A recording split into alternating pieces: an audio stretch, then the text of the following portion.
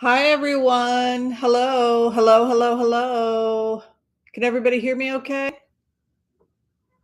Hello.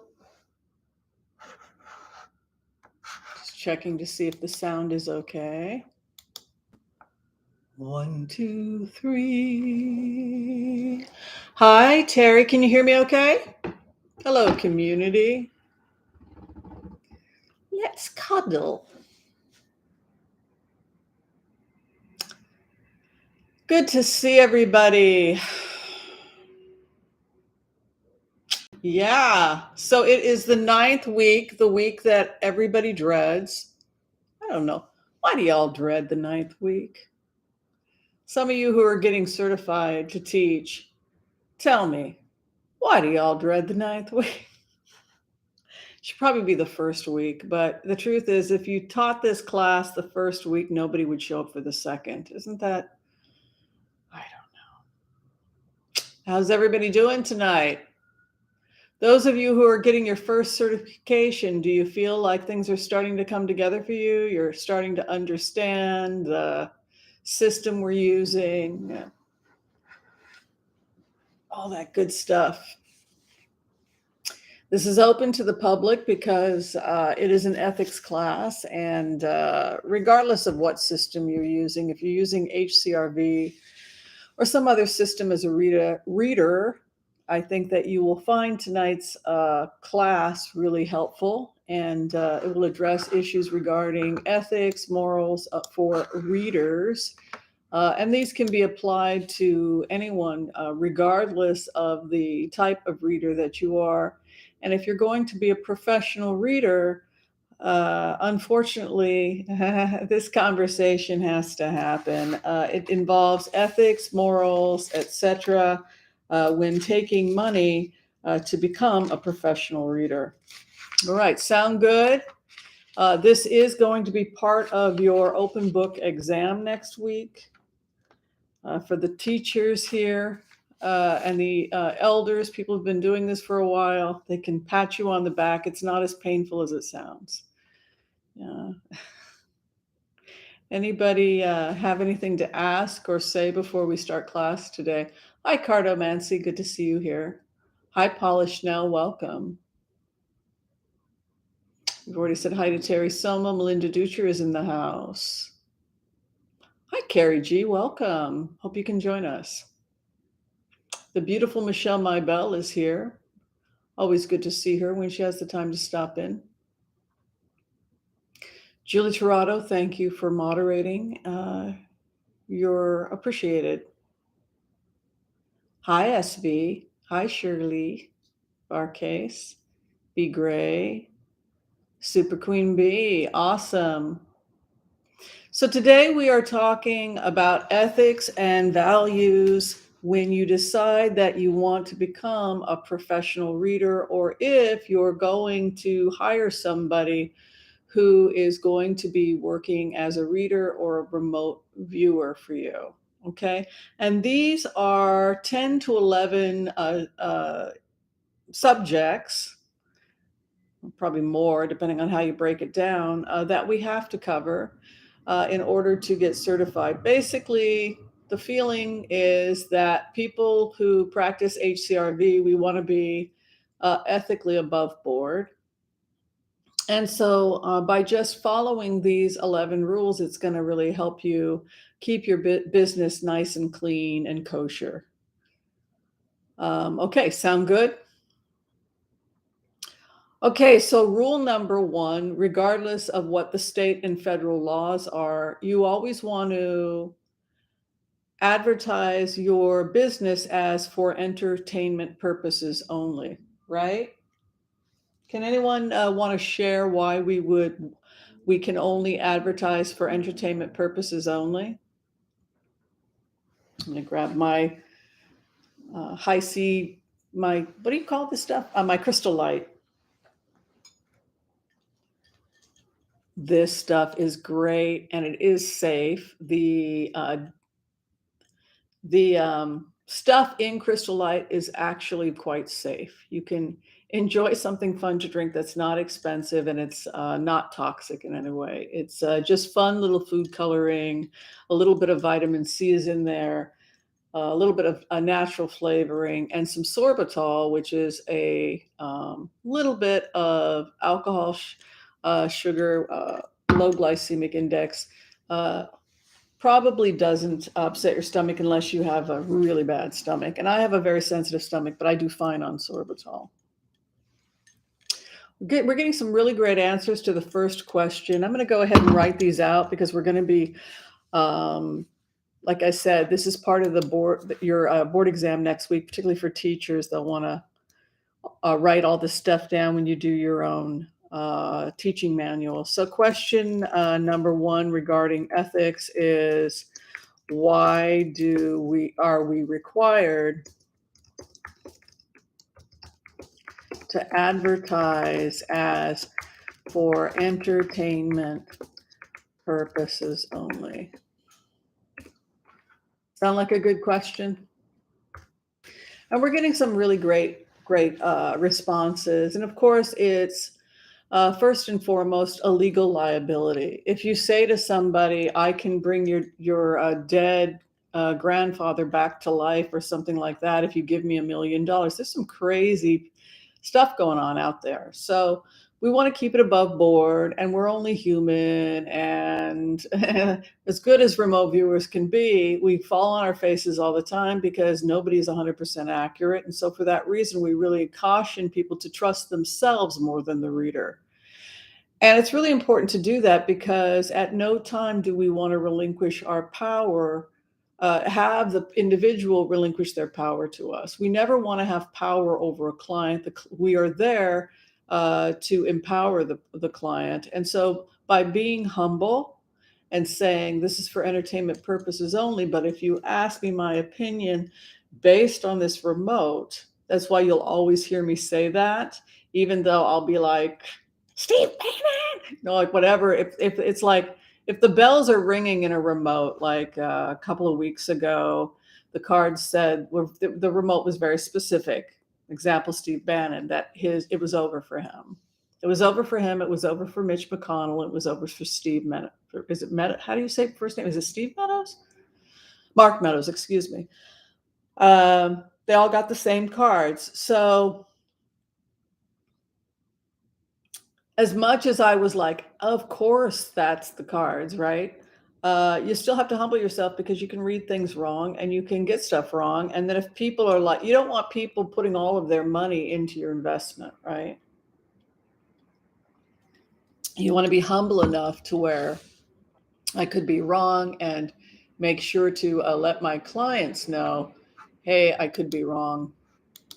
And so for that reason, for liability reasons, but also it's really important for the client to know that you're just a person and you're trained. And if I have anything to do with it, you're going to be well trained. By the way, how many people here who are taking class, who've gotten certification 1, 2, and are now getting teaching certification, how many of you are practicing on your own consistently? Where you're giving yourself an assignment to go in to locate information, and just how many of you are practicing when you're not in class, either with another remote viewer or just on your own? Because practice makes perfect.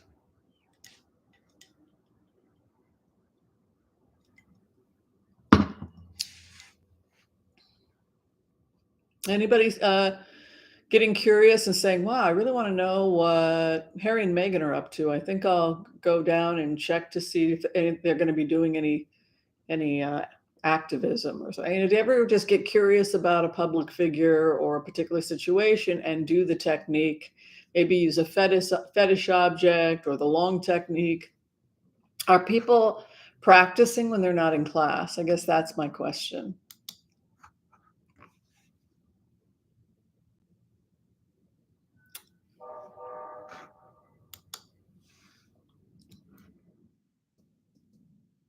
Okay, good.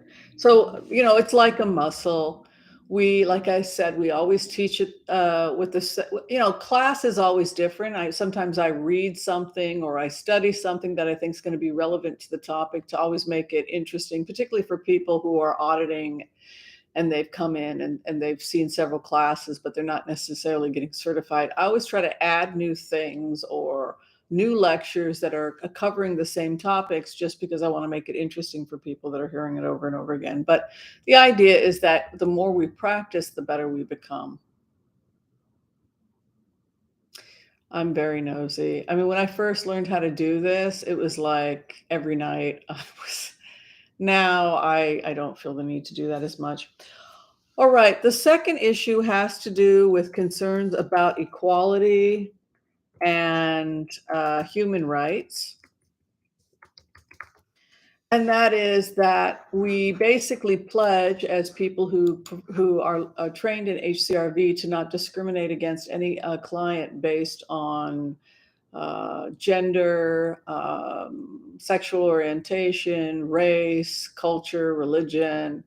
You'd be surprised. I spelled equality wrong. Oh well. You'd be surprised. Oh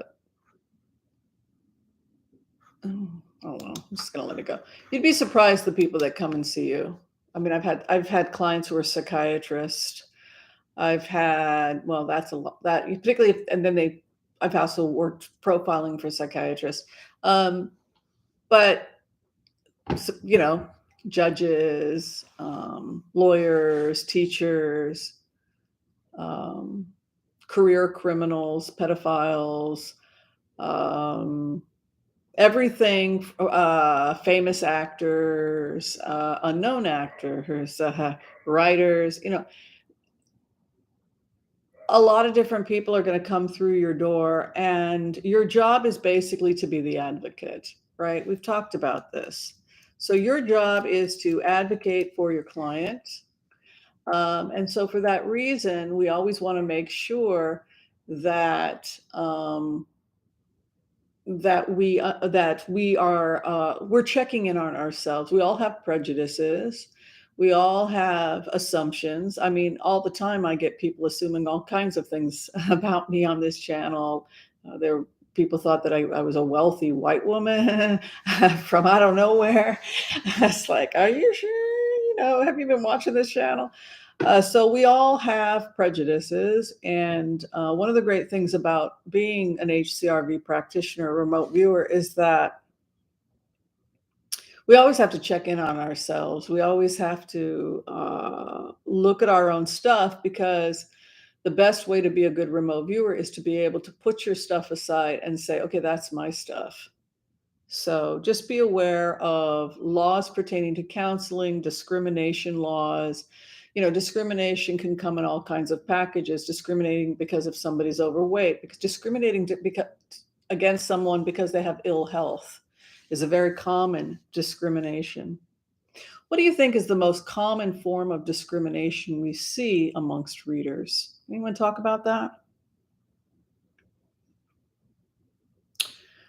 When you've gone to a reading yourself and you've hired a reader and you've come out feeling like crap, that you were judged, what do you think is the most common complaint we hear from people who've had a bad reading? Anyone want to share horror stories?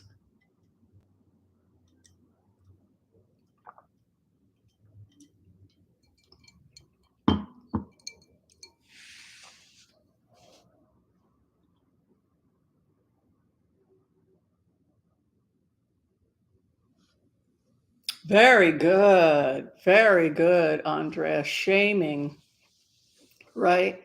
Shaming, blaming the victim, not listening. These are the number one, overcharging or hidden fees. We'll get to that later. But the number one complaint we hear from clients is that they felt worse coming out than they did going in. And I've made that mistake when I was a young reader. But you really want to be careful about shame. You really want to be careful about victim bashing. As modern 21st century remote viewers, we understand that karma is not the old way we would look at karma, right? It's not, oh, something bad happened to you. What'd you do to cause that, right? Idiots talk like that, right? Probably, can you imagine during the time of Jesus? Well, what did you do to put yourself in that situation? It's like sometimes good people wind up in bad situations. So, and there are all kinds of reasons for that. The generation we come into is inherently racist or prejudiced, and through no fault of your own, you happen to have been unlucky and wound up living in a community with some strange ideas, maybe about your community or et cetera, et cetera. So again, it's just number two, we have to check ourselves. And the goal for all of us is to be free from prejudice, to never blame the victim, to consider the possibility that people have been in horrible situations and that it really had nothing to do with them whatsoever. A drunk driver hits them. Things happen, and they happen. Well, they happen for a reason, and the reasons are multi-faceted and complicated, and cannot be dismissed with a pat response.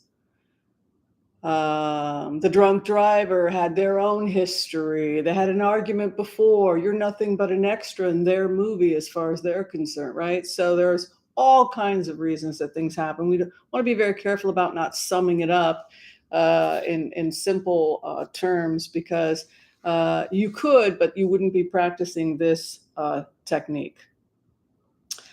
So we want to treat the client with complete equality. We never want to blame the victim. We always are there to advocate. And so we get to number three, which is the source, well, I'll just put it like this: empowerment.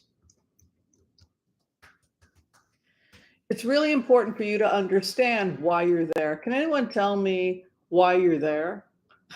Why are you giving that reading? Why are you sitting down? You're doing the quick technique. You got a fetish object of some type. You're going in. What are you trying to do? What's your primary drive?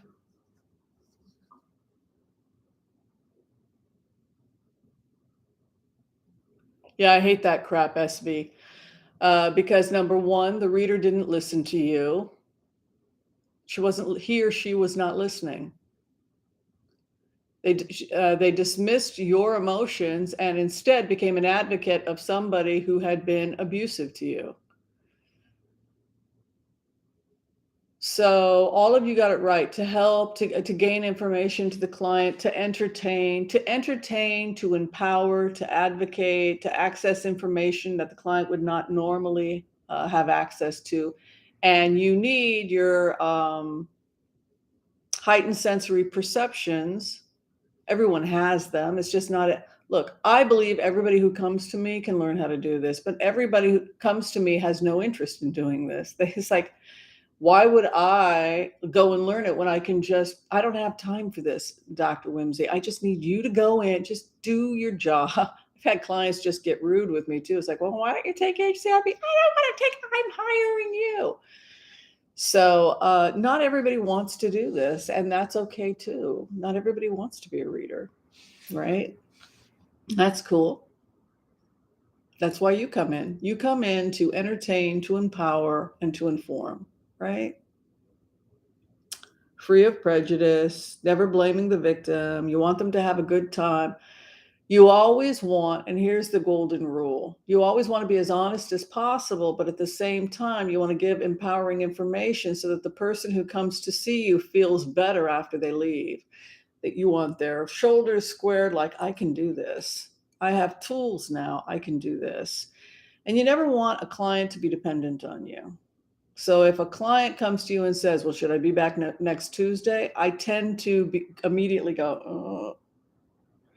I mean, who doesn't want more clients? Yay, more clients, more money. But that's actually ethically a problem.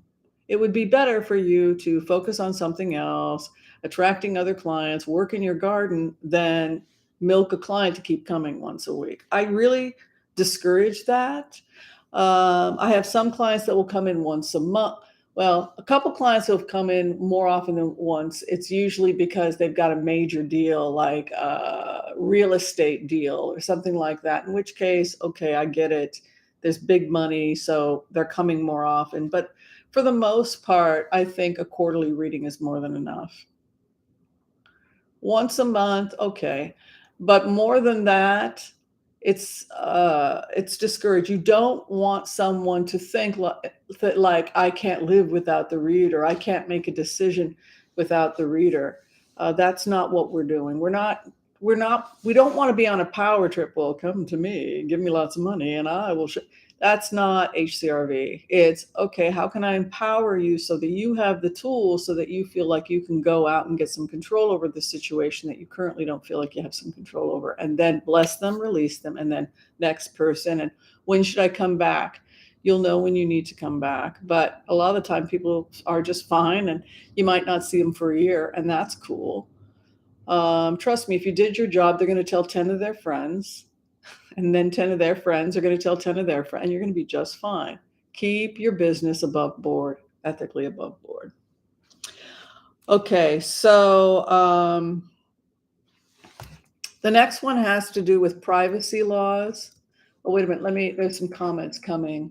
What if you find yourself in a personal moral bind that you are being asked to assist on something you do not feel right about? Does that happen?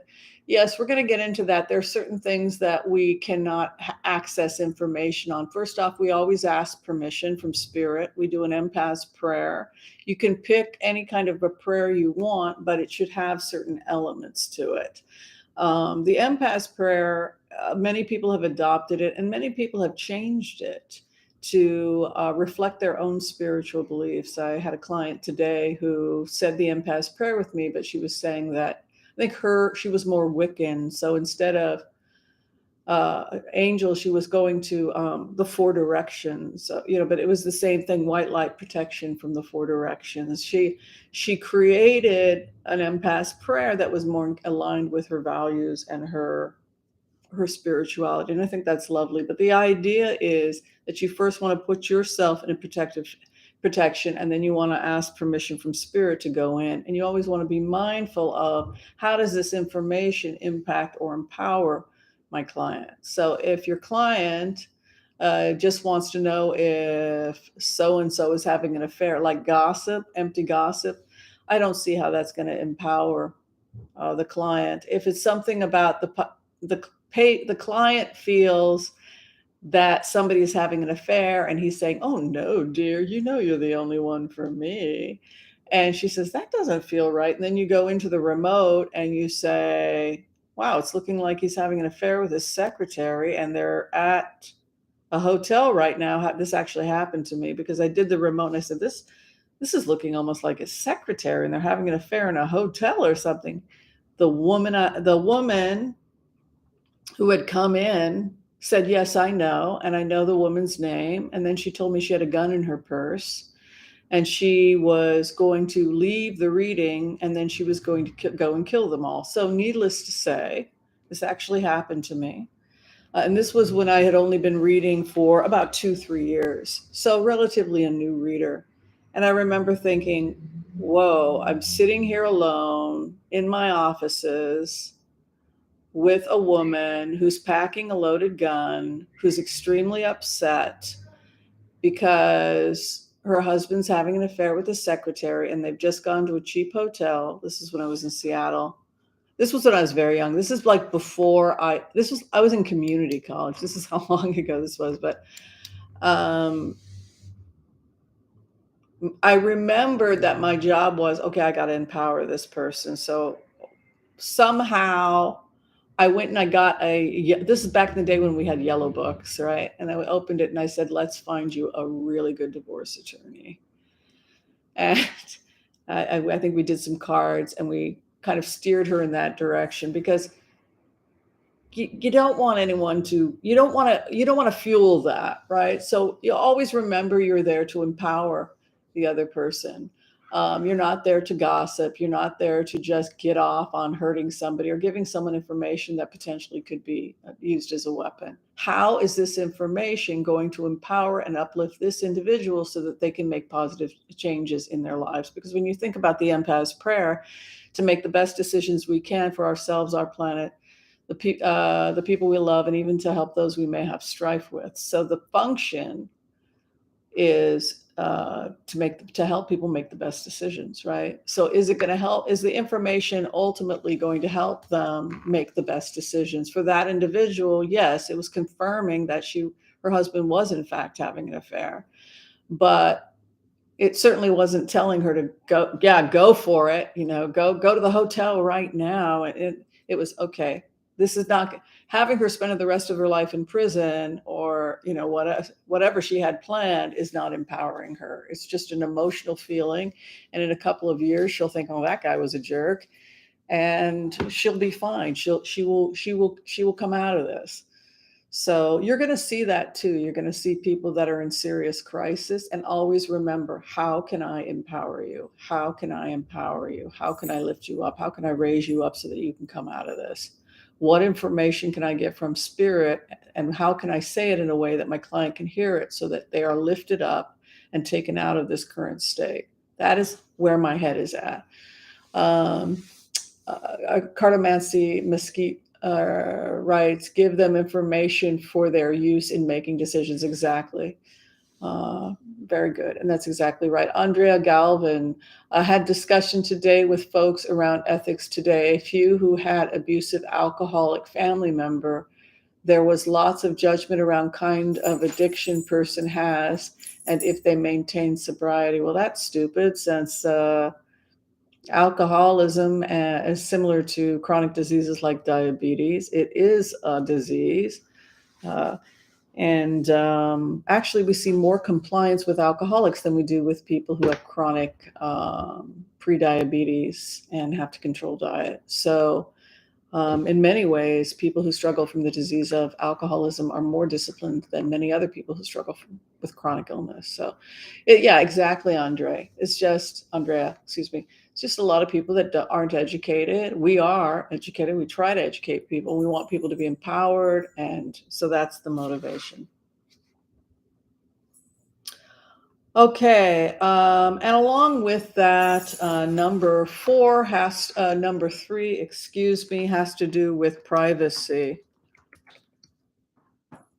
and confidentiality. No, we're not playing BTS. No. I'm working. She wants me to turn the music on. It's seriously becoming a problem. All right, so let's talk about number three, which is privacy and confidentiality. So say somebody comes to you and says, wow, do you have any cool readings today?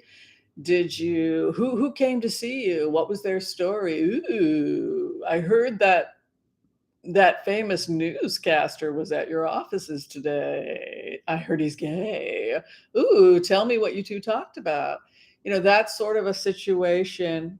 What are the laws pertaining to privacy and confidentiality of a client who comes to see you? No, she wants to hear that BTS. She's got the but you know who her favorite is? I think it's Miles Davis. I mean, I put on the jazz and she's just like, oh, her tail is like, oh, she's a jazz kitty. Don't tell, says Melinda. Yeah. So that also goes to selling list, client list. Some questionable readers will do that too. It's the same as the HIPAA laws, even though we're not considered counselors or doctors, right? Which is a whole other conversation we're going to have. But yeah, privacy, confidentiality. All readings are private. Now, you can talk in a teaching class about, say, 30 years ago, somebody coming and wanting to kill their husband, but I certainly wouldn't say, and her name is Jane so and so. It's always just a story of somebody who I've done thousands of readings. You can just summarize, but you don't want to in any way compromise the privacy of a client.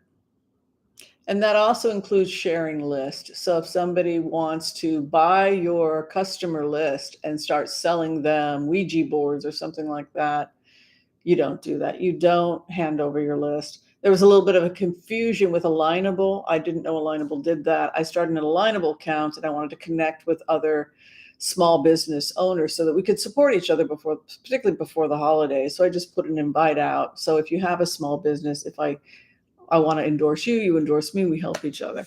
But people are concerned about scams. So see, that's America. There's so many scams, but I thought, okay, it's cheap advertising. It's $30 a month. Right now, I was advertising on Google for $300 a month. So this is like a lot cheaper, and it's customer referral based. So we all know each other. So I thought Alignable is a cheaper way for, those of us who are small business owners to get ahead. But even with something like that, you have to be careful because they're accessing your contacts and they're harassing people, and then it becomes something negative rather than what should have been positive. So sorry if that's what happened and people were getting emails or spammed or whatever.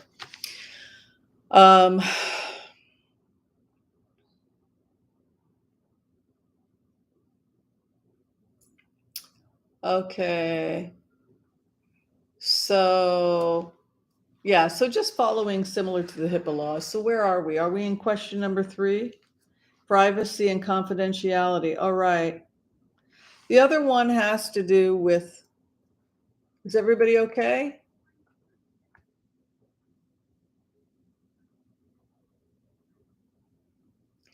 Yeah, that's a little weird praying for somebody. And that just sounds strange to me. Yeah, we don't do that. So that gets to question number, oh, blame the victim. Okay, got through that. And now we're at 4, which is fee schedule. Who would like to talk about fees? How you're going to charge, how you're going to make your money? Make your money, honey.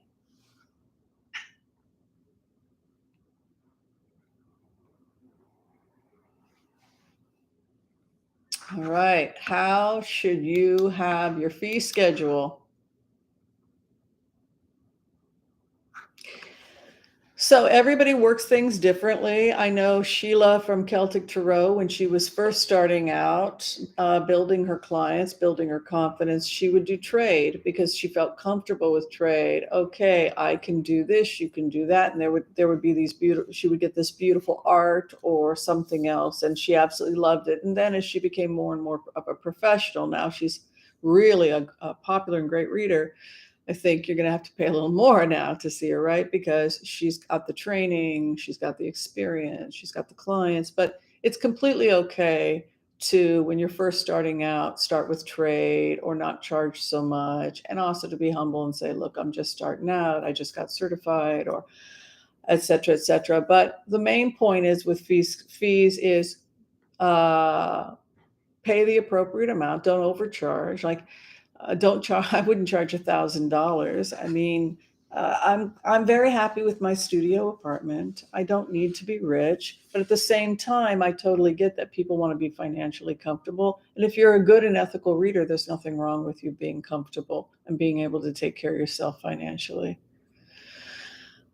But you don't want hidden fees. You don't want the person to show up and say, oh, it's only, $50 for a half-hour reading, but oh, your aura is cloudy, so you need to give me $500 to remove the cloud from your aura. But while I was doing the cloud on your aura, I noticed that there was an evil hex, and they need to give me 500 more, and then I will talk. And then it becomes this weird seduction where they're trying to get your money and get access. That's not us, right? If you're charging $50 for half an hour, you're charging $50 for half an hour. If you're charging 85 for half an hour, but based on your experience, how long you've been working, what your educational background is. I have a doctorate in naturopathic medicine, so a lot of people will, and I'm also a medical medium. I feel comfortable with that because I have a doctorate in naturopathy. I went to medical school, so I feel a little bit more comfortable crossing over, but I would never diagnose somebody. I would say, I'm feeling pressure there. Have you talked to your doctor about ABC? But I never want to cross over. We'll get into that a little bit more. But the point is this: you don't want to have any hidden fees. I kind of wish more people had shown up. I would like all the readers to be able to come here and see this lecture, because I think ethics affects all of us, regardless of what technique we're using. So no hidden fees. Furthermore, people who practice HCRV do not remove hexes. And then I put in parentheses, sometimes, in the sense that sometimes we'll go in and we'll see some negative energy around a person. And then we may say, what system are you using? And the person will say, well, I'm Christian and I pray, and say, you might want to do a little bit more work, with maybe reading the Psalms or more spiritual work in your tradition to just kind of break that negativity. Sometimes I show people how to do a mirroring spell, because it's the safest way to protect yourself. You're just sending back whatever they send you. And I always put a white candle there to send love and compassion, even to my enemies, just because of my own spiritual tradition. I don't really hex people. I psych people out who do bad things so that they're afraid to hurt anyone else, which is why I made the hex jokes and took a picture of a burning red candle. I wasn't really hexing. I was doing what a lot of older women who live alone do, the old witches of old, playing psychological games with predators so that they believe it. They're not going to hurt the old woman at the edge of the forest, right? They were good psychologists, these old widows trying to be safe in the woods by themselves, against, thieves and whatnot. So they would deliberately create this false persona of having special powers, and it caused predators to stay away, right? That's very different than actually telling somebody, give me some money and I'm going to go after your enemies or something like that. Now, there are people who do seem to have those types of clients, business model, but that's not this business model. All right. And then be careful about making fraudulent claims. In plainer words, if you give me this money, I will do ABC for you. Mila, why are you biting me? No, she wants to watch the TV and I'm not giving it to her, so she's angry. You are angry. Don't bite me. No, I'm not putting the computer back on. Go. Okay.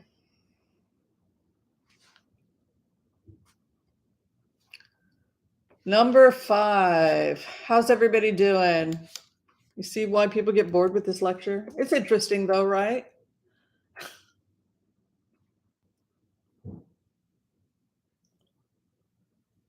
Okay. This is a subject that we talk about, working for competitors.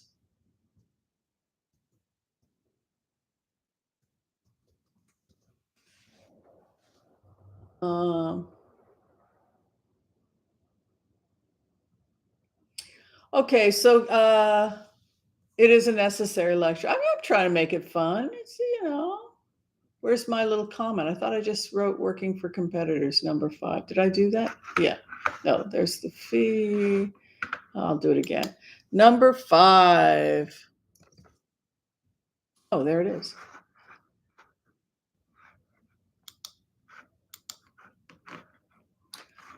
Okay, so this is something that can sometimes happen in the business world where somebody will hire you. This is actually more common when you start to be a professional reader, HCRV, if you haven't been already.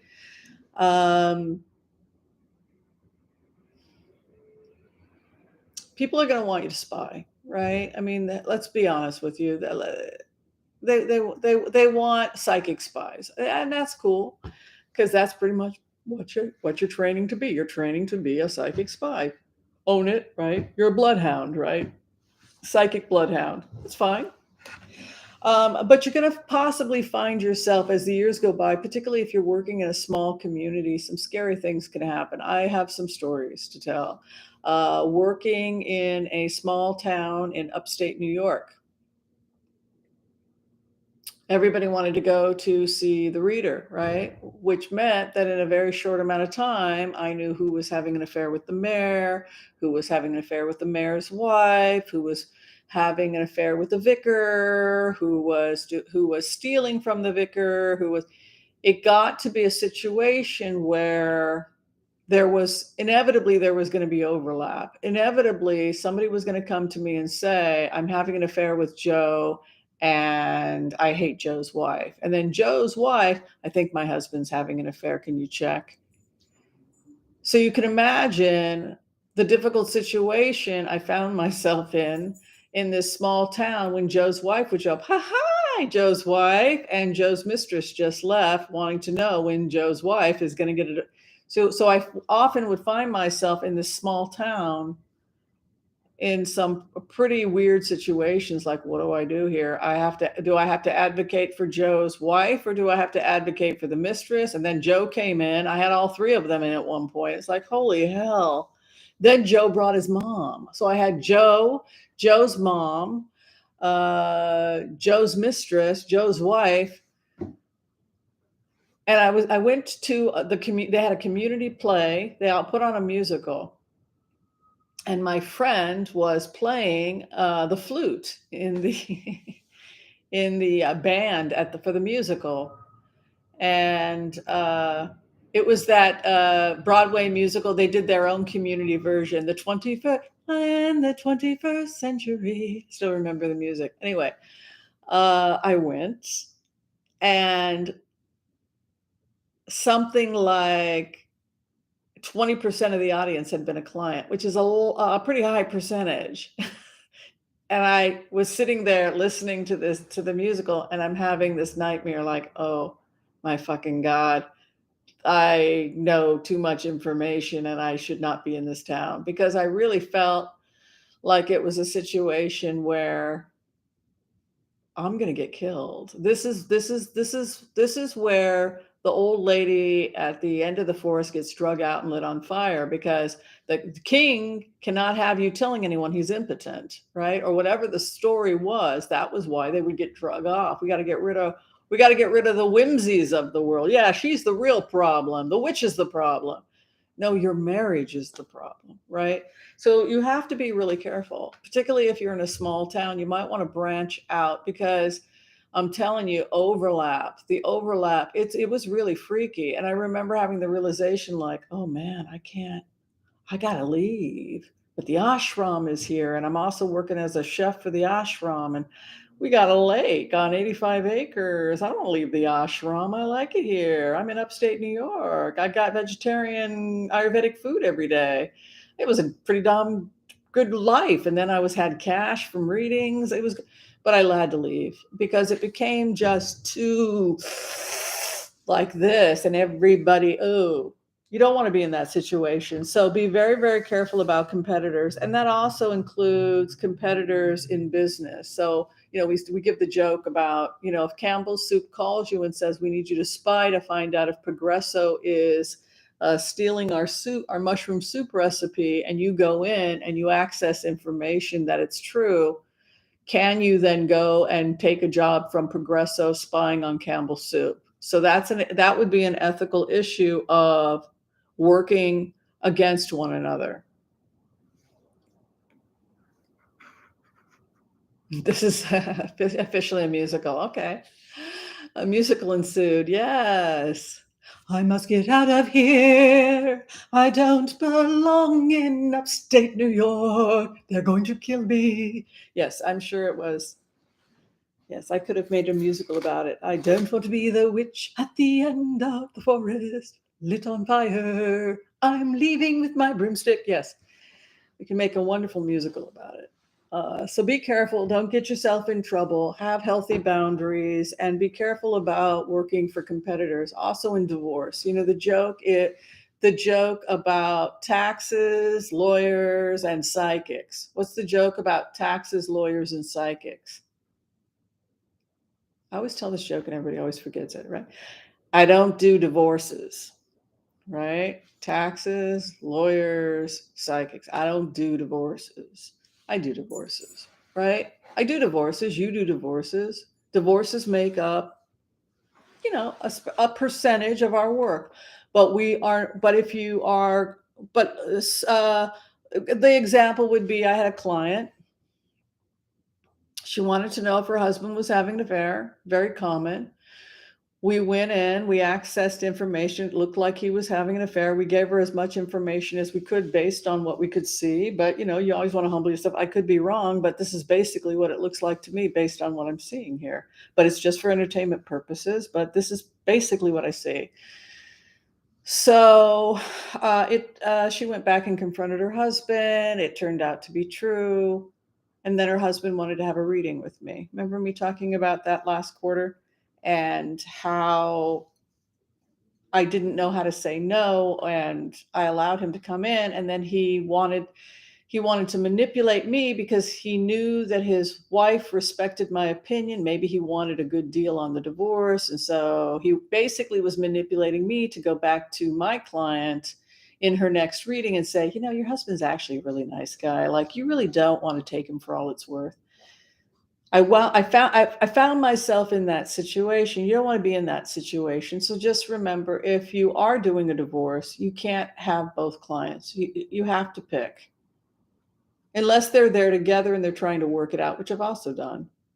But not if it's you can't work both sides. Does that make sense to everybody? Any questions about that?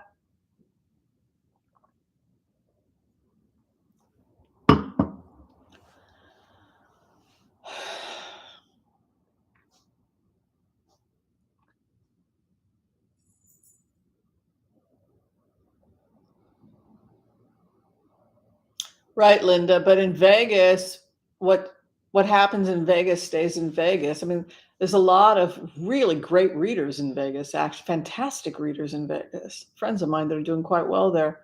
But people come and go. It's a transient community.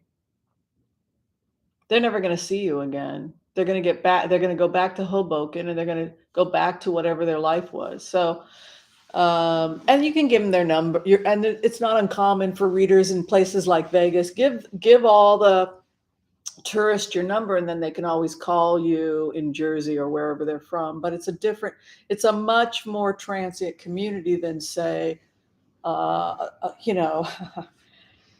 New England, right? Which is, some people have not left that village in 400 years, right? New England, upstate, these can be very insulated communities, and it can be very hard to be a reader if you're just focusing on, you can get a bad reputation or become a scapegoat very, very quickly. And also, again, you don't want the dependency, right?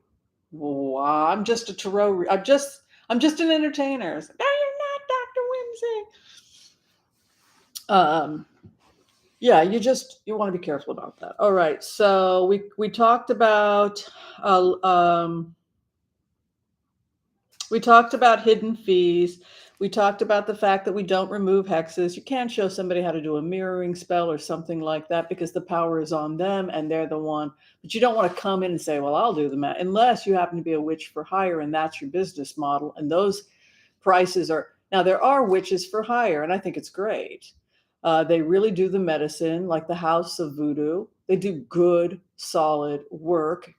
I do something similar in the sense that if someone comes and needs me to make a magic tea and infuse it with this particular intention, I will pray over the medicine. I will do the work and I will send it. But it's no hidden fees. It's $29 with shipping and handling. It's 4 ounces. This is how you take it. The idea here is you don't want to go down slippery slopes. If it is part of your model to do hoodoo or do be a witch for hire. I have no problem. I just think it should be straight up board. This is how much I charge to dress a candle. This is how much I charge to do a house blessing. It's not like go and do a house blessing and then say, oh, there are demons in the house. Give me 5,000 to remove them. That's all I'm saying is like, know your business model, keep it kosher, everything above board. Don't overcharge, be humble. Don't work with competitors. If you're going to do divorce, and you will, you can't work for both of them unless it's part of their couple counseling. Okay? Everybody agrees on that. Good. Okay, we talked about list sharing, right? All right. So 6 was 6 was working for competitors. And 7 was list sharing. So list sharing is about you getting money from another psychic so that you can say, hey, here's my clients. I'll give, and here's what this client has this challenge. And then you'll look really, really psychic because I've done all your notes for you. Those kinds of cons can happen. It sounds to me like that would be a boring way to be a reader. Don't you want to find out for yourself? I mean, isn't that the whole point of the first throw? Anybody who's coming for a reading with me, I'm like a little kid with their first Hanukkah present. It's the first night of Hanukkah, and the presents are only going to get better. It's like when a person. I mean, this is why I've been a happy reader for so long. I never gave it up. Even when I was in medical school, I was doing readings in the dorms for cash when I was at Bastyr. I mean, I just couldn't stop. I love it too much. But what I love that first throw. I mean, I don't know. It's like everybody's Akashic records are entirely different. And it's this beautiful smorgasbord of information. And right when I'm doing the Impasse Prayer and I'm getting into the zone, and I know I'm about to break open that present and I'm going to be able to see, I'm going to get access to your information.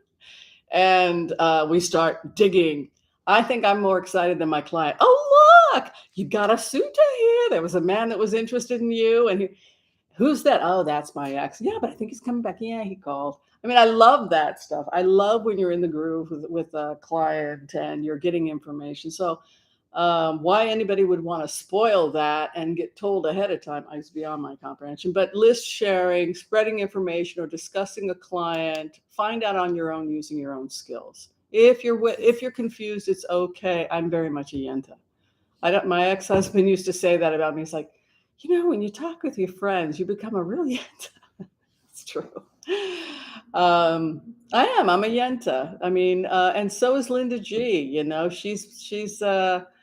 We love what we do, and she's the Native American equivalent. We love to gossip. We love our friends. We love our clients, and we love what we do. And Lena, Sheila, we love our work. Okay, so no list sharing. We got to that. Okay, so where am I? Okay, it's supposed to be, I might have screwed up and forgotten something, but it looks like is number 7. Yes, we should be on number 7, and that is counseling skills. Am I getting to everything?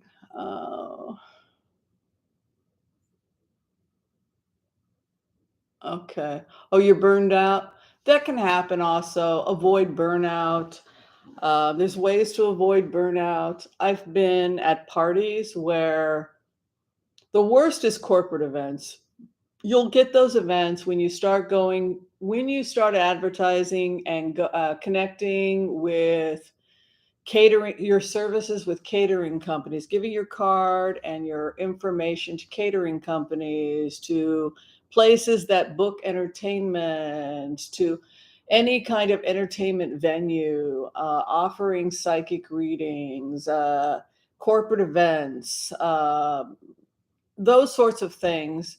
They may pay well, $500, $1,000, whatever. You can negotiate how many hours. But the problem is if you have to be there all day, if they put you in a booth all day and say, we have a reader's booth, that can be rough. So you may say, I'm only going to do a certain amount of hours, but if you're just stuck, boom, boom, 10-minute readings, boom, you're going to burn out. Like, oh, I've done some corporate events that go on for like 3 days. This is hell. I've been here since Friday. And you're like, how you doing? How you doing? Are we selling any cars? Are we giving any, whatever they're doing? It's like, everything's fine. I'm on my 1500 reading. You can burn out, so just be aware of burnout. Okay. So we want to talk about the counseling skills. Number 7, I'll go ahead and pin it. See, I'm making this fun. It's required for your license, but I mean for your certification, but it's fun, right? You know, this isn't so horrible. Every time I come to the 9th week, I'm like, oh, well, I got to do ethics. See, this is open live and we only have 81 people. That's how popular this class is, right? I was like, I'll just let everybody come, and we still only got 81 people. Nobody wants to hear this, but it's a really important lecture, right? All right, so if you haven't had a chance to do so, it's fun. There you go. How many times has Bora heard this lecture? Once, twice before, Bora? Thanks, Michelle. Michelle's heard this lecture, what, 2, 3 times? I don't know. So counseling skills are worthwhile. If you want to get counseling skills to learn how to be a better counselor, there are classes on Udemy. There are classes on YouTube for free, counseling skills, learning how to listen, learning to empower. There are community college courses. There are a lot of ways to get basic counseling skills that are affordable, that are just going to make you feel a little bit better about what you're doing. Like, whoa, I'm in over my head. This patient is suicidal. This patient is having, or not patient, client. This client is having this issue or that issue. The counseling skills, knowing that you've got that in your back pocket, is really going to help you. Just get some basic counseling skills. We're required to take, I think, 2 years of counseling in ND. And when I got certified, we had to take counseling. So, and it helps teaching how to listen, and listen and power. Those are skills you get when you learn that stuff. Okay, here's the stuff that people get annoyed about. Okay. Spying. Let's talk spying.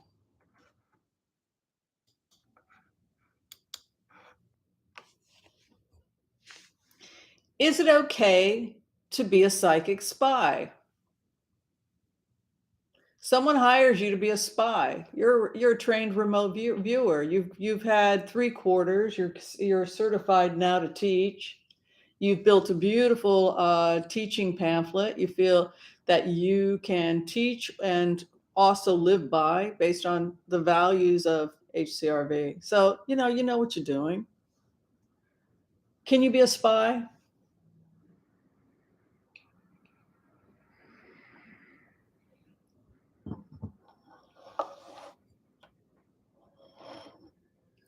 Melinda says yes.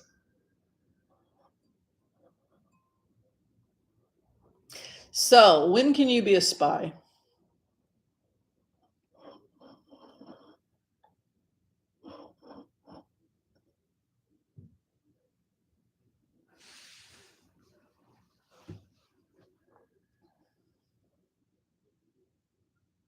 Very good. Very good. So you're asking permission, and what kind of information are you trying to access?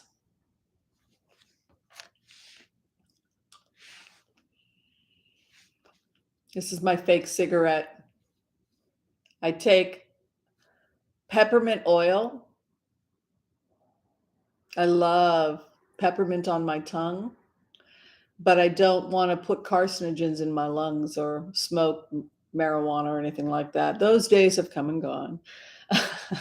But what I do like is I like sucking on mint, and some you can also put cinnamon. But right now I'm using organic essential oil of mint.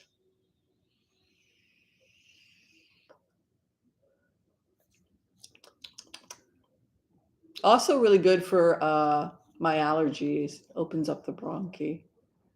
All the menthols can be helpful. And it gives you that nice mint feeling in the back of your throat, and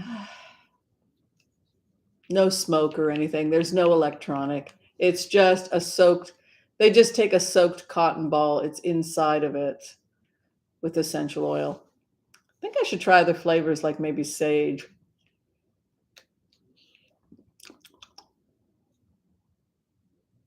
Candy cigarettes, but they're sugar. I just love mint in my mouth, like the flavor of mint. And it really clears up it's actually nice and clearing. I think eucalyptus would probably be too strong. Okay, yes, spying is completely okay. It's what you're here to do. Don't apologize for being a spy. It's kind of like what Hillary Clinton said, right? You know, the spies in this country have saved us many, many times, right? Uh, you go in and you get the information. Now, in olden times, when people were training to be mediums, they weren't allowed to have any contact at all. I mean, also the federal government, when they ran their spy work, same with Russia, you go in, you get the information.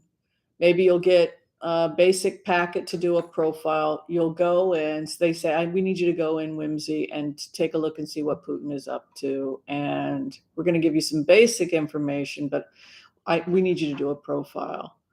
Okay. And then I go in, I come out, give me my freaking tray, get the hell out of that. Okay, now we know what Putin wants. You can leave. But how does it end?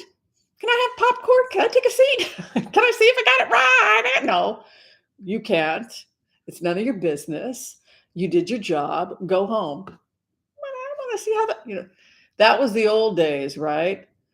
You give the information, you give the remote, boom. You don't know if you got it right or wrong. You simply deliver how you have it. Thank you for the remote. Leave. Thank you. I'm out. Right? When I first started this channel, I did that, right? I'd open the information, deliver the information. This is what Putin would like you to know from his perspective. This is what this president feels. This is what this individual feels. This is the information. This is tonight's remote. Boom, out. People loved it. And then I got involved with, I had to become everybody's friend. But people, no, stop biting me. I'm not turning the TV on. Did you see she bit me? So I'm telling you, this cat is getting addicted. You want to watch the TV? Yeah, you do, don't you? Well, not. Yeah, we got work to do. Anyway, so that is the story. Spying is completely okay, but there have to be ethics around it. And then 10, can you make a medical diagnosis, including, okay, hold on, let me see here.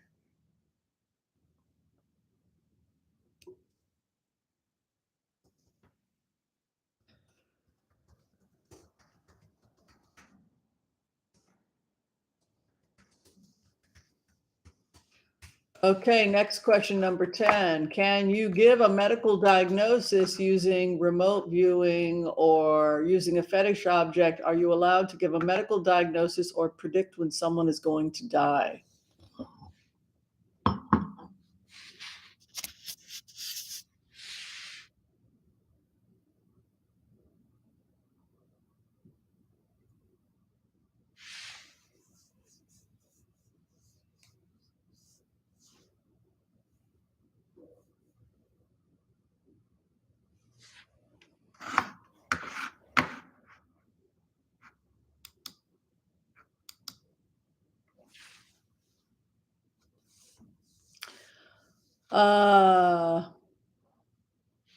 No.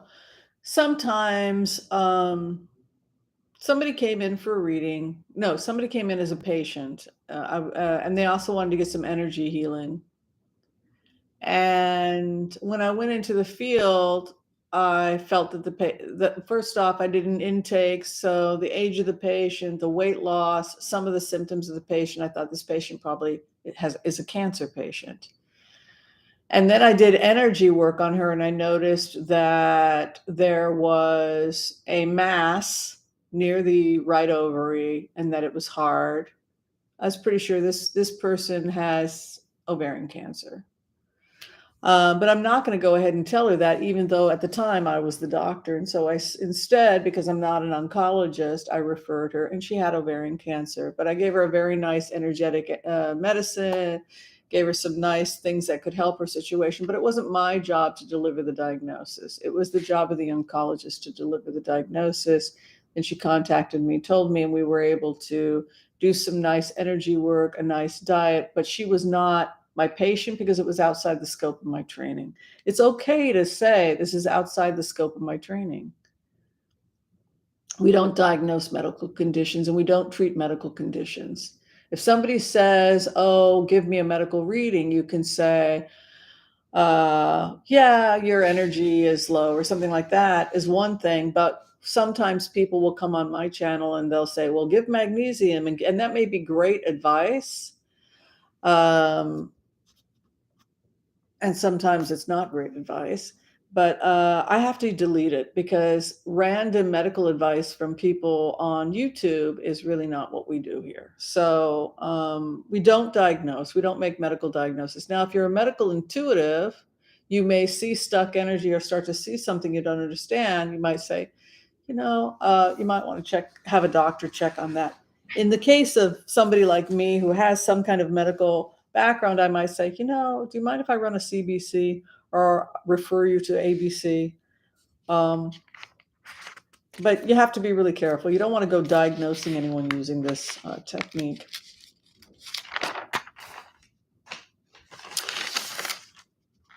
Okay, so Mila, hi. You going to be a good girl or you want to fight? Don't want to fight with you. Where's your toy? Where's your toy? Your toy over there? Huh? Yeah, your toy over there. I'm going to grab her toy because she's getting weird. Okay.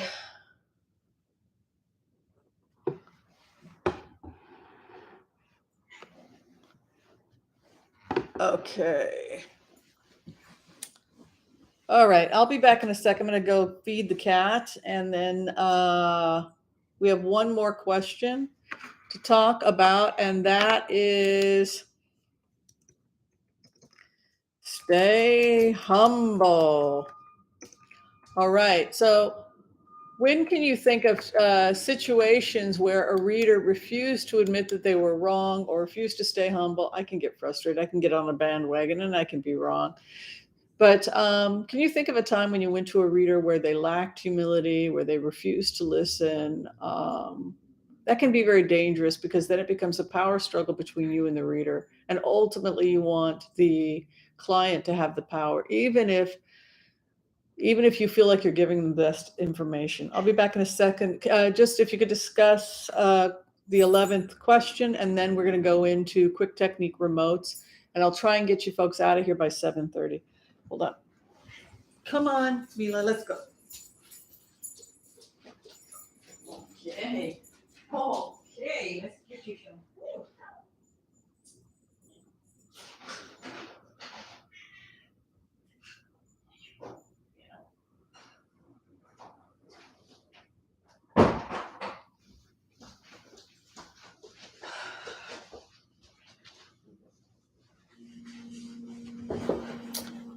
Okay, how's people doing? Stay humble, right? So always remember to tell the client that ultimately, if something doesn't feel right, don't do it.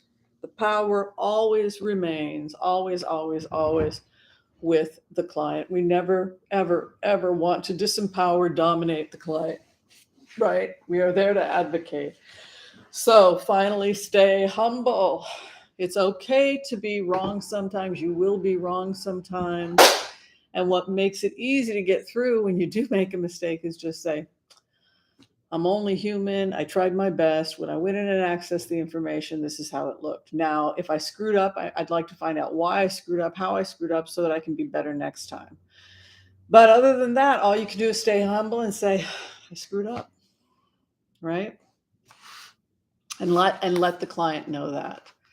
Let the client know, be humble, do your best, and you should be fine. All right. Great questions. What was 9? Oh, I had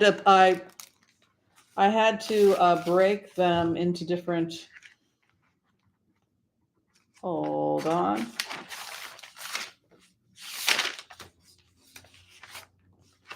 Now I've lost my notes.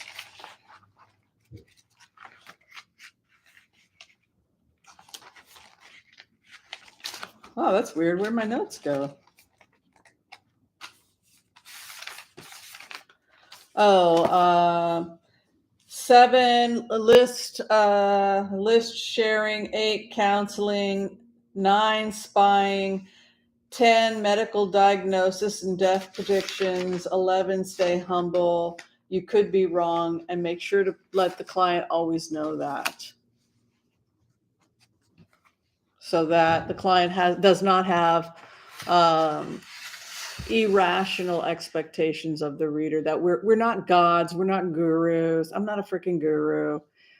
I hate when people like set me up like I have to be a guru. I had a hard day. I'm a person. I'm just a person like you who does HCRV. Anyone can do HCRV if you put the hours in. If you don't put the hours in, you're not going to be good at it.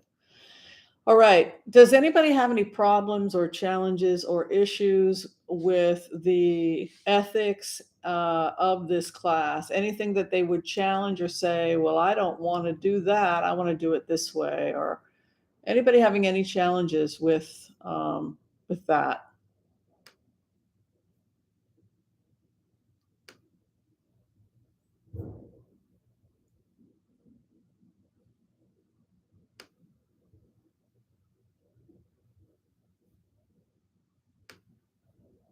Hmm.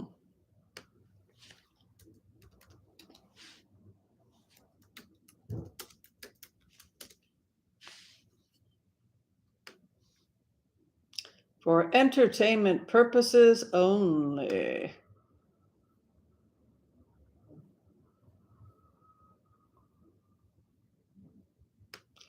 Okay, let's see. Everybody ready for the Impasse Prayer? I had a beautiful picture and then I lost it. Okay, I'll do this one. That one looks good.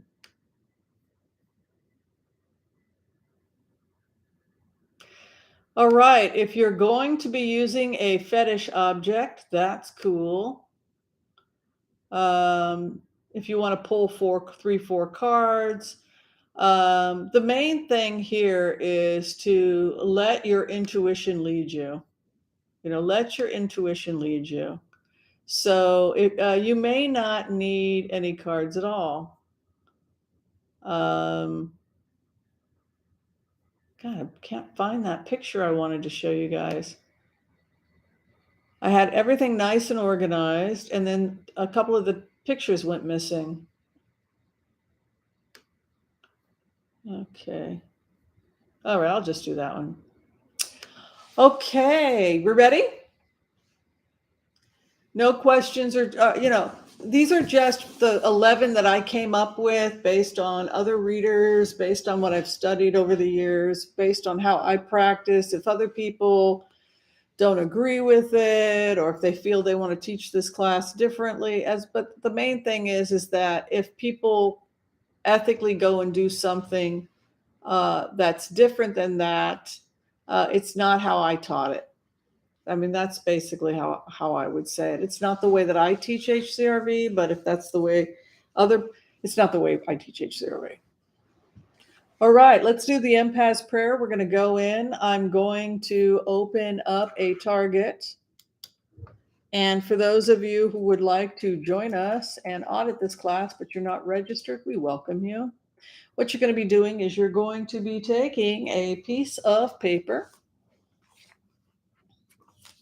And don't feel bad if you don't get this the first time, because it takes practice. And on this paper, we traditionally have you write your name, the date, the class. This is HCRV 1, 2, and 3. It's class 9 ethics. You're going to create 2 lines, which will create 3 columns. The first column is going to be notes to the teacher about any challenges or questions you have about the target. The second or middle column will be drawing images. If you see a circle, draw a circle. If you see a line, draw a line. If you see a meadow, try and draw the meadow. Whatever you see, write it down. And to the far right are going to be any sensations, emotions, or thoughts you feel, sensations in the body, etc. Trust yourself. The best thing you can do is trust yourself. These are going to be quick, quick, quick.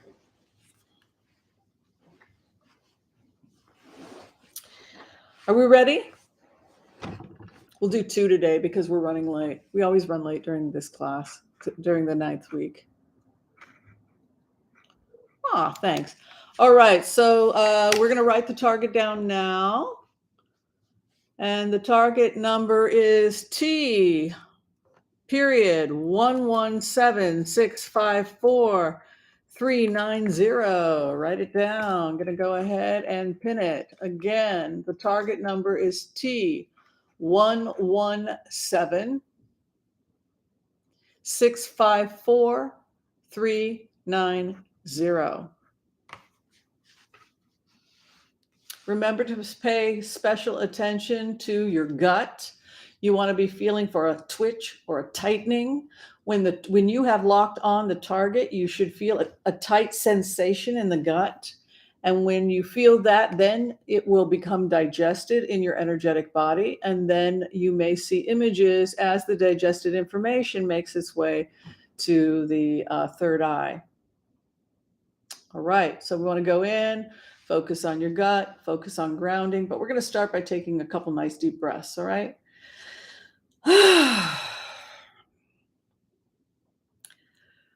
Take a deep breath in and out.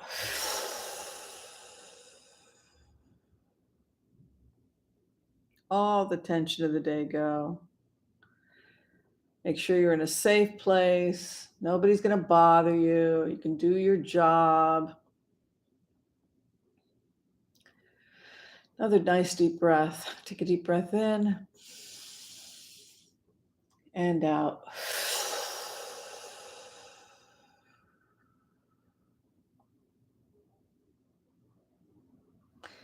And go to your happy place. You can put one hand on Hara, one hand on High Heart for the more advanced students, or even any student, if you feel that helps you connect. All right, we're going to do the Impasse Prayer. All right, I want to call on white light protection for myself and this community as we ask permission from Spirit to access the Akashic records. We call on our spirit guides and good angels to be with us. Please give us the clarity and the wisdom that is needed to empower all of us on our journey, to make the best decisions for ourselves, our family, the planet, the people we love, but also to help those that we may have strife with.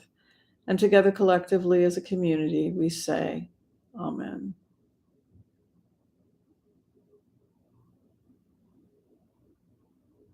Okay.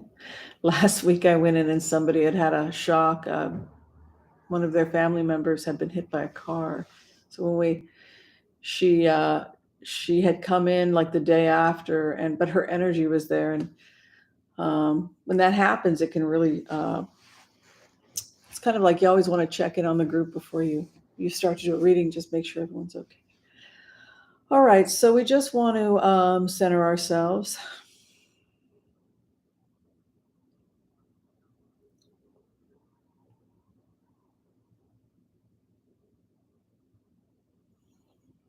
And you can go ahead and put your right hand on the numbers that you've written, T1, T-11765439 is the target.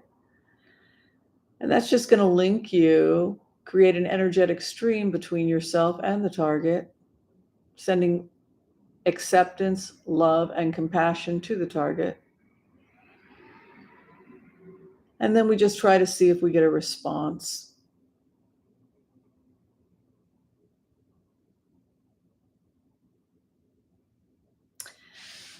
So as you're meditating on the target,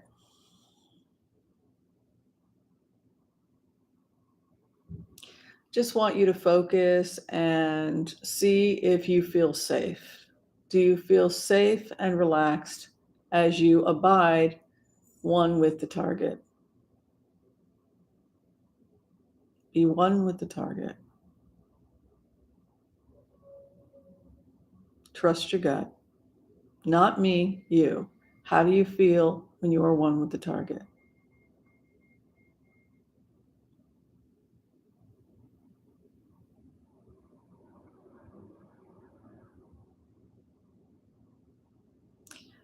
Is your first chakra open or closed, tight and constricted, or relaxed?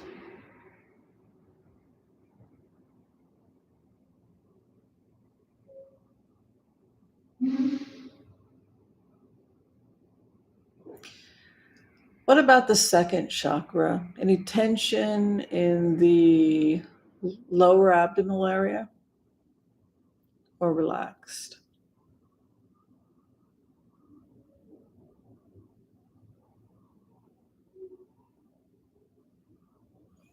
As you meditate on your gut and abide and are one with the target, do you feel or sense any images, sensations, any visions of where you might be as the target?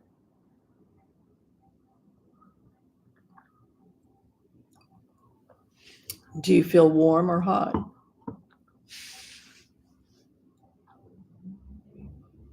Do you feel you're in the north or the south?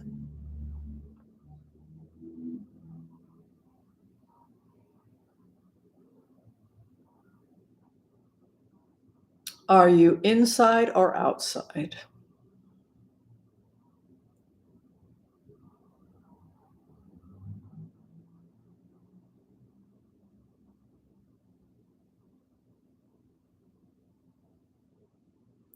Are you happy or sad?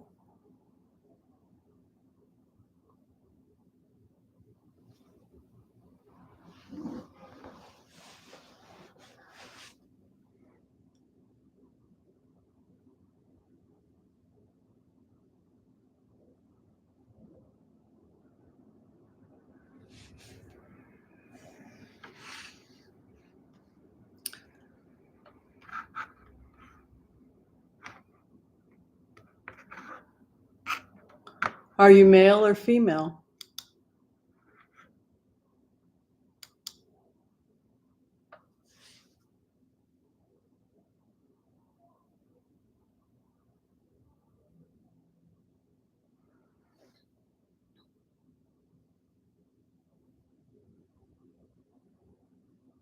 You may want to take a moment to look at your hands as you meditate.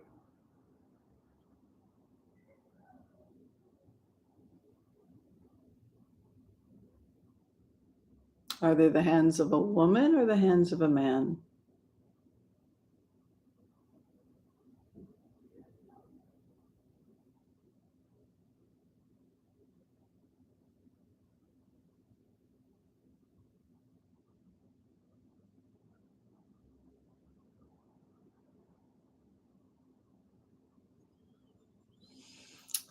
Can you see the hair color of the target?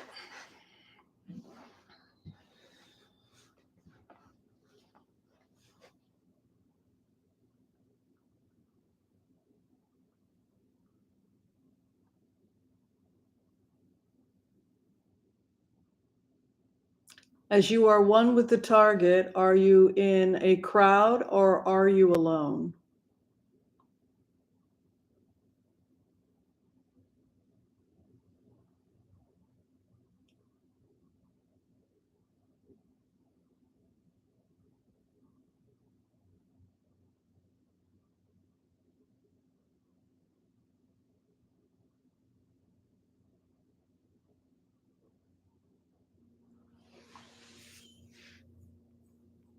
Okay.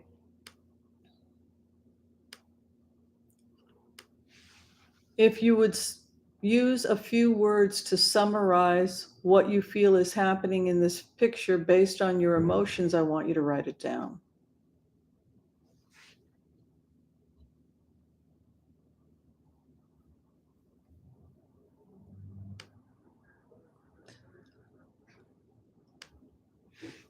Okay. I'll go ahead and have everybody finish up their impressions of the target. And we'll remain in a semi-altered state, but if people want to share impressions that they're getting from this first target, please go ahead and share now. Anybody want to share any feedback? Which gender are we? Which gender? We've got one person saying male gray hair.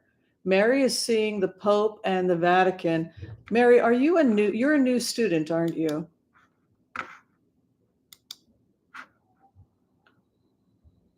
Mary is one of the most psychic people I can't get over this girl. She just blows. If you're the same person that was here last week, you're very special, Mary.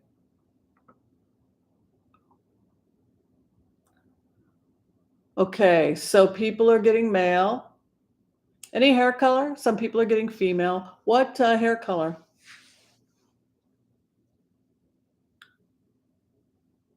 Water. Okay.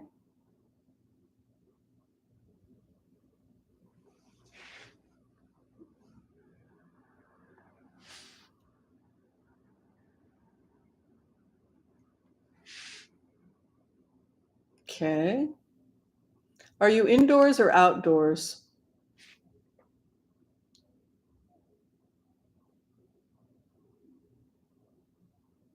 You're very psychic, Mary.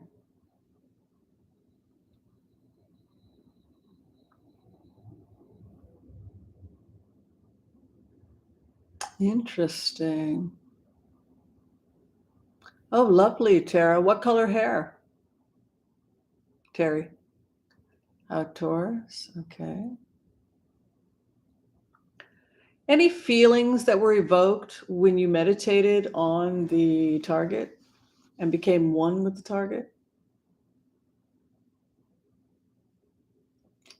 Oh, Angelina, you feel unsafe, you're drowning, it sounds, and you're female. It's kind of how I felt when I when I looked at this target.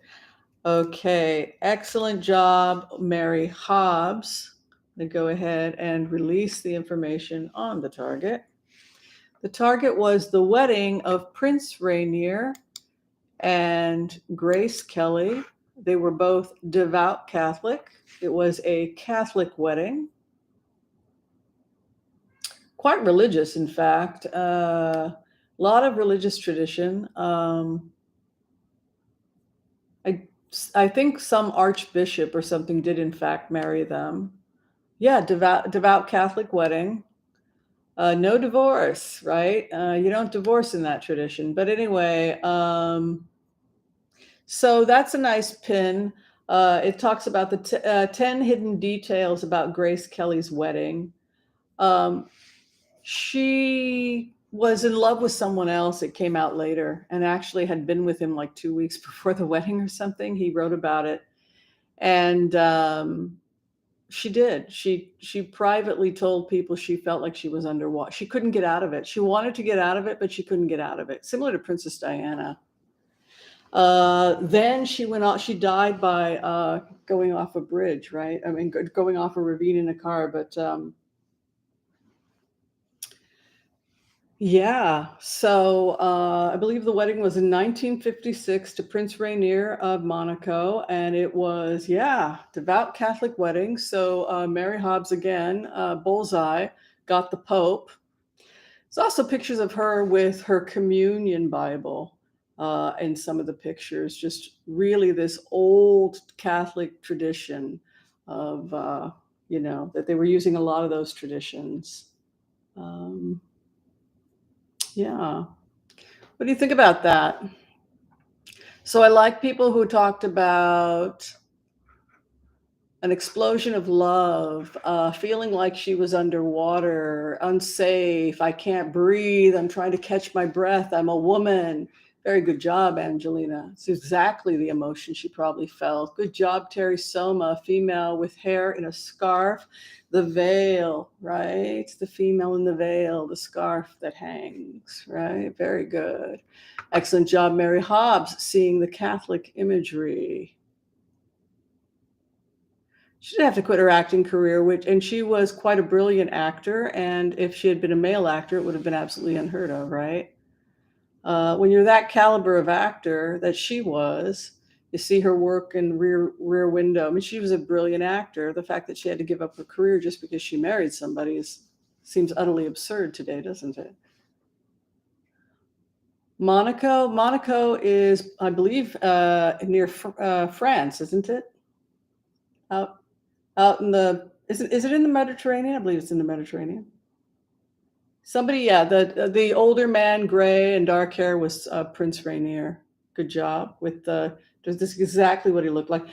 I don't really think he was that attractive, but other people. Rear Window, yeah, she was a brilliant actor, well trained, well respected, very professional, and yet, good bot. All that training, all that hard work that goes into being that caliber of an actor, and then you just have to toss it all away because you got married. I would imagine as an actor, that would be a big part of your life, and to have to give up your life's work would be really difficult. Yeah, southern coast of France. Any questions about target 1? Ooh, we're over. Do you guys want to do another one and stay late, or do you want to call it a day?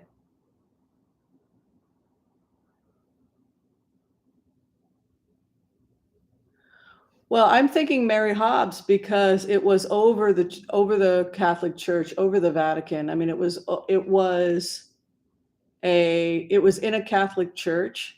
First off, they were married in a Catholic cathedral, and it was a devout Catholic wedding. So it doesn't surprise me that she saw the Pope, because the wedding took place in the church, and it was a Catholic church, and it was the archdiocese of what. So they had control. So even though it's the prince, you think, well, the prince is in control. It was really the church was over the prince, right? So I thought that she did very well with that. Okay, do we want to call it a night, or would you guys like to stay a little extra and do one more? It's up to you. We are going over. It's your guys' call. You want to stay and do one more?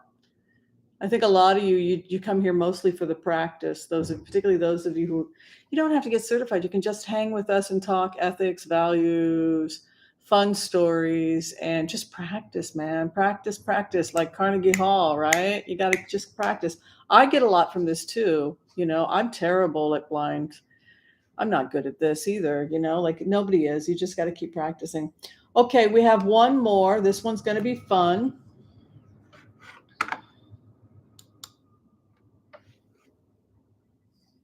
Oh, wow. That's crazy. Okay, so this target is 202211026. That sounds like fun. Those are fun numbers for somebody. I got nothing better to do tonight. I have to call a lawyer, but all right. Okay, let's go ahead. We're gonna take a couple deep breaths and go back in, and then we have to close the Akashic records too. Sometimes I forget it. We'll remind me to close before we go tonight. Okay, go back to your happy place. Take a couple deep breaths in.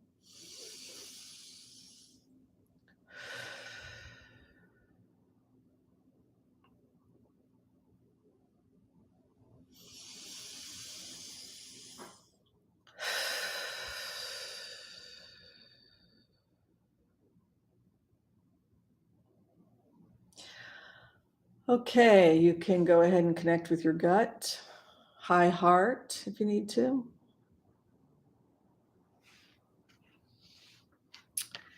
And I want you to go ahead and feel free to touch the target with your hand in order to create an energetic stream between you and the target.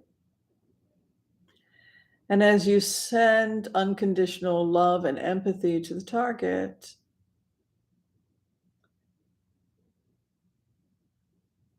and that stream becomes stronger and stronger, I want to imagine that you have become one with the target.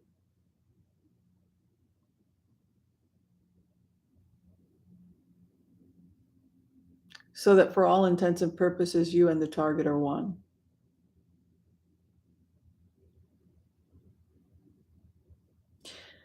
And as you connect and abide with this target, this energy stream, the first question is, how do you feel? Do you feel safe?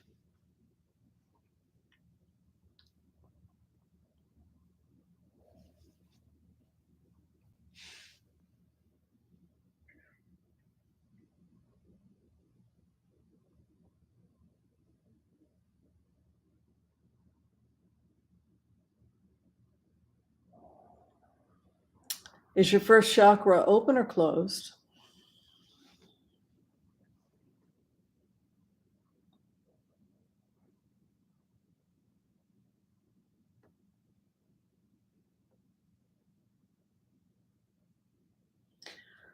Okay, you can just move up the chakras, checking, just seeing if you feel any tension in the gut, second chakra, the third chakra.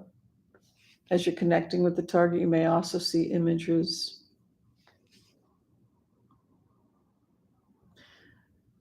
Do you feel cold or hot?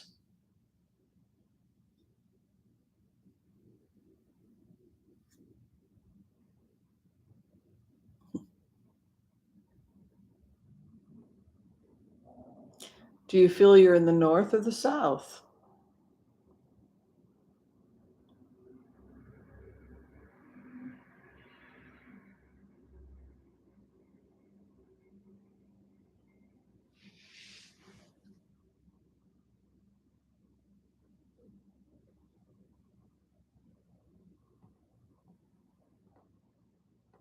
As you connect to the target, do you feel that the target is male, female, something else? How do you feel as one with the target? You may want to imagine looking at your own hands as the target, looking in the mirror to see what you look like as the target, asking what your motivation is. What do you want to do as the target? What is your primary motivation?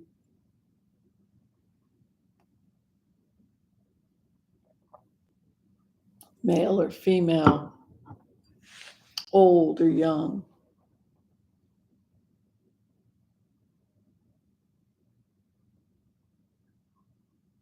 Maybe you get a hair color.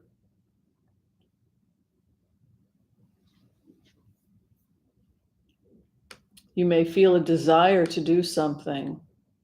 You may hear a voice in your head tell you, this is what I want. You may ask yourself, what do I want? And then you might get an answer.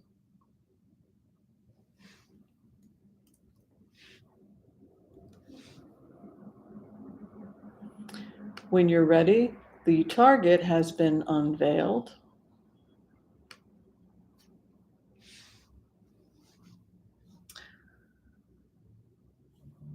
The target is the 2021 World Series celebration by Atlanta for winning the World Series. And it's a bunch of men jumping up and down on the field outside. I think was it in Atlanta when they won? I guess that would be the South. Bunch of boys having a good time. I actually love baseball. My ex-husband got me really into baseball. I liked it before him, but then afterwards I became kind of like obsessed. Like it became a big deal in our house. We went to as many Dodger games as we could. Great team, the Dodgers. Okay, so Sherry got bravery, wind, and males. Excellent. Good job. Somebody else got something that was really correct too. Four-leaf clover. Yes, yes, yes.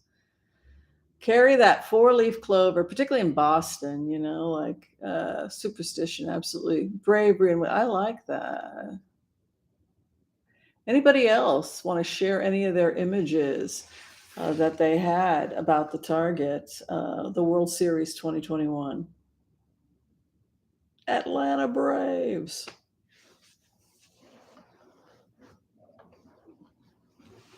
Trump doesn't know what the new Georgia is about. Didn't he do like the Tama? He did people were like booing him in the stadium. Go away, we hate you. This is a blue state now. Georgia has become so blue. Thank goodness. A horse, and he wanted to ride. Oh, I like that. Anybody else? Wind and melancholy. Oh, hopefully, the axe, the tomahawk, what is it? The tomahawk chop. Yeah, the tomahawk chop. Male serious opposition and competition. Very good.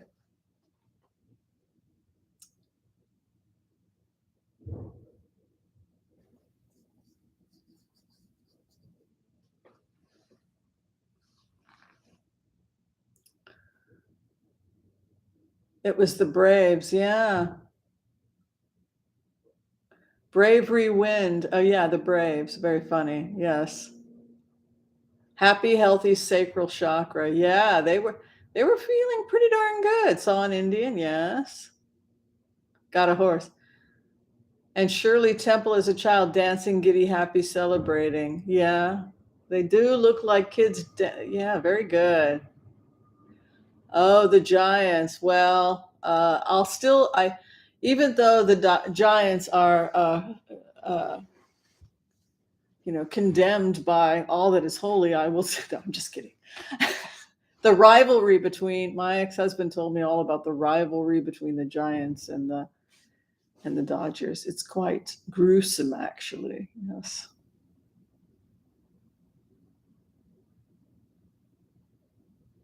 Cool. Safe, excitement, happy, green, orange. Love. Yeah, orange. Yeah, definitely. Thought of Robin Williams. Nice. All right, everyone. You guys did great. Next week, Wednesday, we are having the final. It'll be open book. We review all 10 weeks and we'll go over it. Then you'll answer the questions. Then you turn it in. And then usually you can get your certification within 24 hours. If you're working on building a teaching manual so that you can go out and teach, and if you need help, if you want to start some kind of school or something and you need to talk to me, that's cool. It doesn't have to be right away. You can just reach out to me and I can help you build something.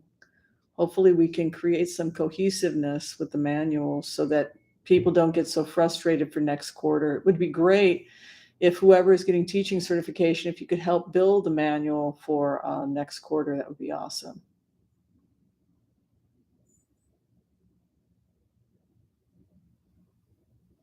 You couldn't afford the books? You can't. I think. Can you get them used? They're not required, by the way. You guys are awesome. Thanks for coming in. It was fun. It was a fun little class.